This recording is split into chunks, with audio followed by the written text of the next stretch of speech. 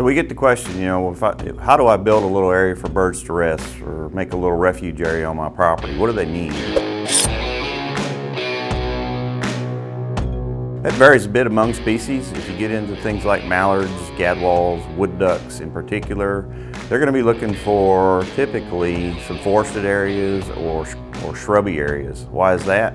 They want to swim in up there, and the overhead cover sort of protects them from predators, the hawks and owls and those kinds of things that are traditional predators on wintering birds. The other thing birds really like to do, and this applies to all the dabbling ducks, is they like to get up out of the water.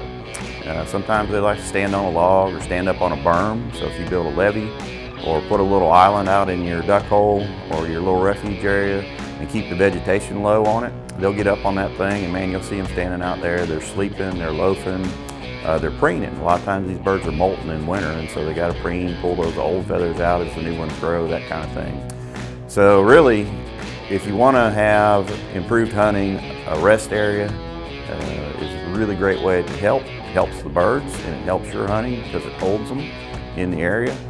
All you really need to do is kind of develop the same sort of habitat, but maybe put a little berm out there or a little island, and the birds will take care of the rest. They'll loaf out there if you leave them alone and don't disturb them. They'll sit out there, and then sooner or later they're going to have to get up and feed, and that's when they'll be looking to come back into your decoy spread.